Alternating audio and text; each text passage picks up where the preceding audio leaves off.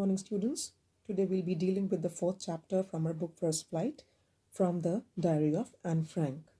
Now, a quick summary. As we all know, that Diary of a Young Girl was written by Anne Frank, and this particular chapter is an extract from the entire diary in which she talks about the need of having a diary, then her relationship with the teachers when she was in the sixth standard, especially with Mr. Keesing, her maths teacher.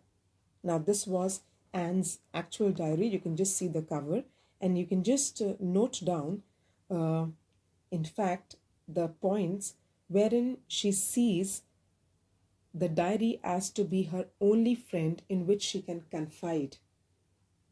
And she just talks to her diary like any other person would talk to somebody whom he or she confides in, can share everything in the world with that person.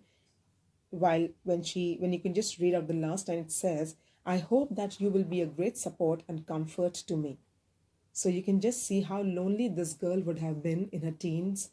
Her family is there, her friends are there, everybody is there all around her to help her, support her, but still she longs for a true friend with whom she can share her feelings. And when she gets this diary, she feels very unusual in the beginning, but slowly and steadily she starts writing all her feelings in her diary, which she names as Kitty. Now we'll quickly come to the summary of the chapter. In the beginning, she introduces her family, her friends, her early life, and where she was getting her schooling when she was in Montessori school. This is the picture of the Montessori school where Anne was there, and you can see this encircled picture is of Anne Frank when she was a young girl in the Montessori or preparatory school.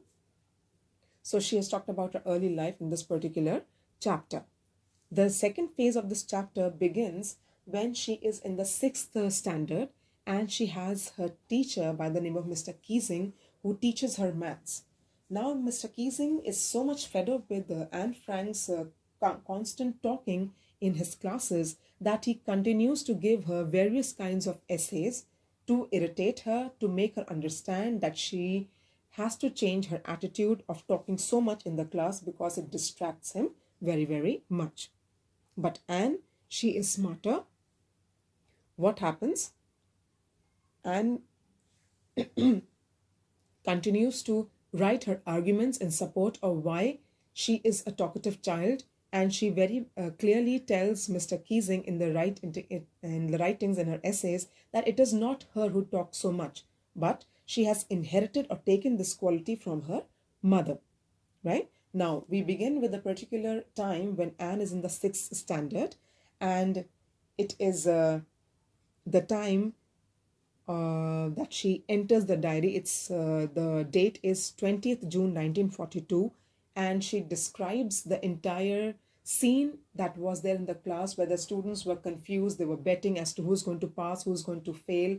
She talks about the teachers being the most unpredictable people on earth because what they think or whom they think will fail finally passes and the other remains in the sixth standard. So they're all confused as to who's going to go to the next class. The result is in waiting. Now, what happens is that Anne Frank knows that she will pass some or the other way, but she is more concerned about her maths subject.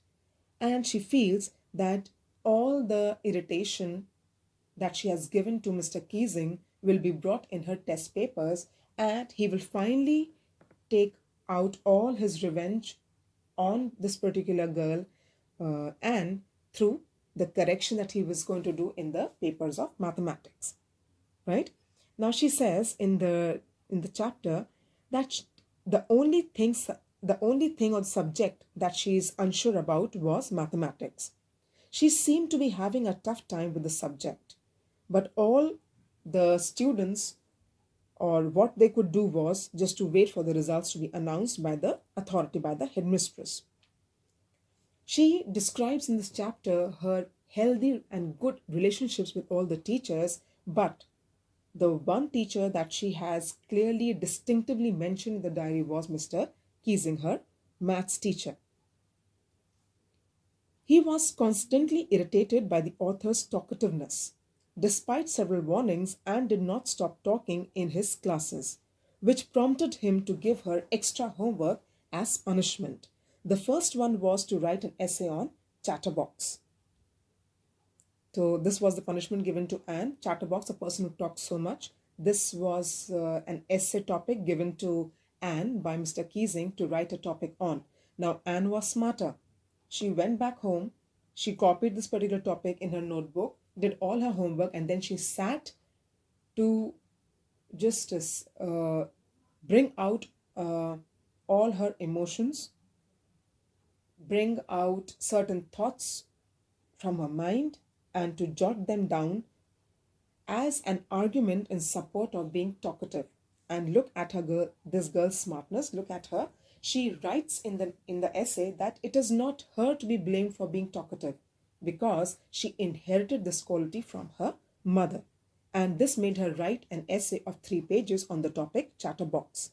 Now, Mr. Keesing was a very humble fellow. He was a very good teacher. He did not get annoyed or insulted. But when he read the arguments, he was amused that look at this girl. She is supporting her opinion that she is talkative not because of her quality, but because it is her mother's quality that she has taken up. Right? Now, when she did not stop her talkative nature, her talkativeness in class, Mr. Keesing gave her 2 more essays. One was an incorrigible chatterbox, incorrigible, who cannot be corrected or changed. And the other that topic he gave was quack, quack, quack, said Mistress Chatterbox. Right? So he was so irritated because of Anne's attitude. Now what happened? Every time when a punishment was given, Anne was bringing in arguments that amused Mr. Keesing very much.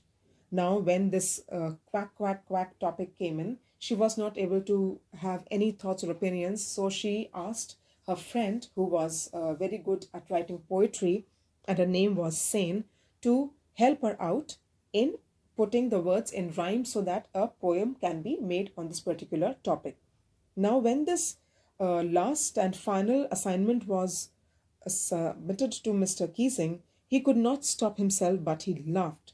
And what she wrote was very, very amusing. She wrote a kind of a poem in which a father swan bit his 3 baby ducklings to death because of their noisy nature.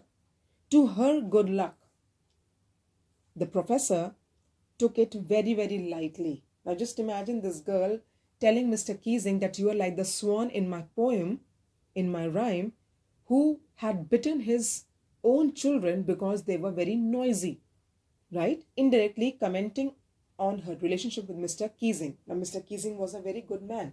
So he did not take any kind of, let's say, things at heart. He did not feel insulted. But instead, after that particular poem was submitted, that assignment was submitted, he never checked Anne in terms of talking so much in the class. So the author was fortunate enough that she continued to talk uninterruptedly in the class without Mr. Keesing telling her anything as or giving her as anything as a punishment. But this particular attitude of Anne changed Mr. Keesing. How? He began to crack jokes in the class. He began to add humor and comedy in his maths lessons that amused not only Anne but the entire class. So again, one more picture of Anne in the school. Now she has grown up and we have one teacher here and we have all the students, and this encircled child happens to be Anne. So this happens to be your chapter. Extract from Diary of a Young Girl, and make sure you see the previous video that I've already made and uploaded on the YouTube, so that you'll be able to understand the family, the history, the background of Anne and her family, and why there was the need to write this particular diary. Thank you.